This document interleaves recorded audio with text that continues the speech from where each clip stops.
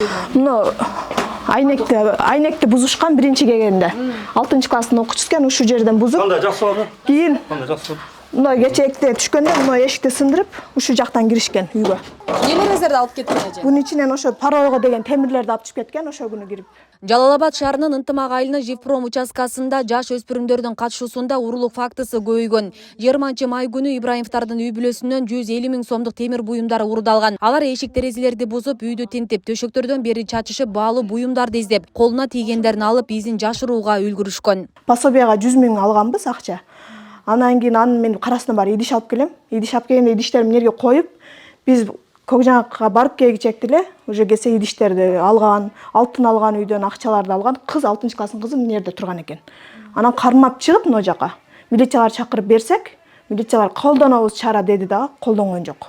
Тергөөчү Өмүрбек деген бала эле 1 айдан ишти жаап койгон. Кана калган акча? Мен эмес, мен азыр эле кирдим. Башка күнү айсакелер кирип аткан.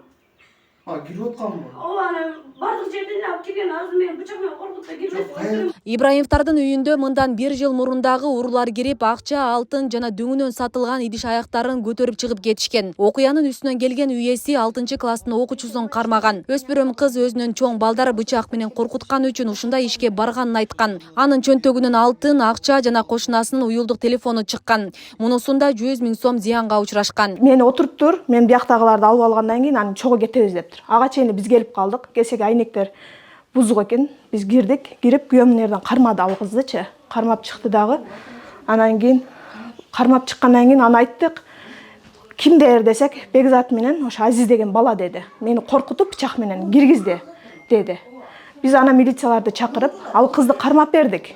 Бергенден кийин бизге эч кандай жардам болгон жок. Биздин үнүбүз Камчыбек Ташиевке, Садыр Жапаровка жетсин. Биз ал акчаны балдардын пособиясынан алган буюмдар болчу.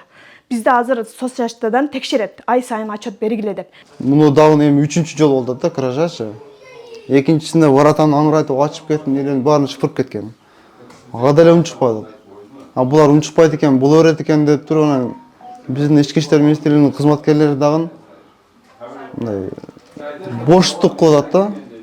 Эптеп ушу күн өтсө булар эптеп жаап койсо биз тынч жүрсөк дейби, кыскасы ушундай да. Жергиликтүүлөр Живпром участкасында майда уруулуктун аягы үзүлбөй жатканын айтышууда. Жабырлануучулар окуучулардын үстүнөн башка чоң уруулар турушу мүмкүн деген күмөндүү ойдо турушат. Анткени 14 жашка чейинки балдар жашы жетелик болуп саналып, кылмыш жоопкерчилигине тартылбайт. Мындан улам жаш балдарды ушундай терс көрүнүштөргө тартып жатканы кошумчаланууда. Себеби кошуналарыныкына баарыныкына кирет экен уруулар. Мисалы азыр мынакей, эмнеде Гүлшан деп кошунасы бар, ошону күбө кылып чакырсак, кечитен бери ошо баланын атасы келип коркутуп, органдагылар келип коркутуп, эгер айтсаң, сен бирдеке кылабыз экен, ал кыздын даниясы көтөрүлүп больницага кетти азыр. Эми кандай кимге айтабыз эми арызыбызды? Эл уксун да ошо элдин немесин. Алиги жабырлануучу кабыл эле биякта уруулардын жашоосу болуп калды го бу жерде азыр. Же ошондой закон барбы азыр Айна кызым? Айтчы, бир тукумду урдаганга деле закон бар го? Обязательно баягы наказание бериш керек эле да. Же болбосо ошолордун ата-энелерин айтып деп, ушундай балдарыңарды кармадык. Мындан кийинки боло турган болсо, силерге мынандай чара колдонобуз. Ал өздөрүнүн кызматтарын аткарыш керек да, андан бери деле 3 жолу болуп атпайбы.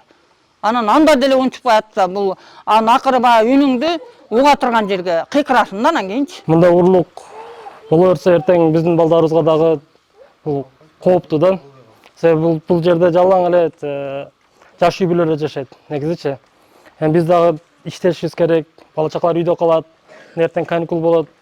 Эртең мисалы биздин кичинекей жаш балабызды көтөрүп кетип калса кимден көрөбүз? Ибраимовдордун үйүндө орун алган уруулук боюнча Сузак райондук ички иштер бөлүмүнө арыз келип түшүп, териштирүү башталган. Учурда текшерүү иштери жүргүзүлүп, шектүүлөр суралууда. Тергөө аягына чыга элек. Окуяга боюнча жабырлануучу тарабынан көрсөтмө берилип, ал боюнча шек санаган адамдарды алып чыгып суралып, бүгүнкү күндө ыкчам иликтөө иштери жүрүп атат.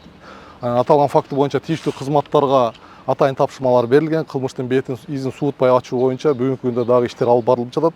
Азыркы негизи өзү мыйзам боюнча бир эле жабырлануучунун көрсөтмөсү менен адамды кылмыш жоопкерчилигине тартуу кыйын. Анын негизинде тергөө иштери алып барылып, тийиштүү мыйзам чегинде чечим кабыл алынат. Бүгүнкү күндө ушу балдардын да терс көрүнүшкө бараткан бирден бир себеби ата-энелердин кайдыгерлиги. Анткени бул жерде түздөн түз мен толук айта алам. Бала үйүндө айттым, жогоруда эле мурундағы айтып кеткен, бала бул үйдөн чыккандан кийин башка масканы кийет да. Чөйрөсү бар. бул баланын кандай турмушта жашайт, кандай социалдык абалда жашайт, балдардын бардыгы бирдей эле тегиз эле ушул кылмышка тартылып калып атат да. Анан жашы жетпегенине байланыштуу аргасынан биз жөн эле алдын алуу каттоого турган эле мажбур болуп калат экенбиз да. Балдар майда урурлуктан баштап чоң урурлукка кабылып калбаш үчүн ар бир ата эне балдарын көзөмөлгө алышы керек. Бүгүнкү күндө бардык жерлерде камералар орнотулган. Урурлуктун арты темир тор экенин укук коргоо органдары эскертет жана ата энелерди балдарына кайдыгер болбоого чакырат. Асия Сыдыкова, Аскар Мамат Исаков, Регион телеканалы, Жалал Абад.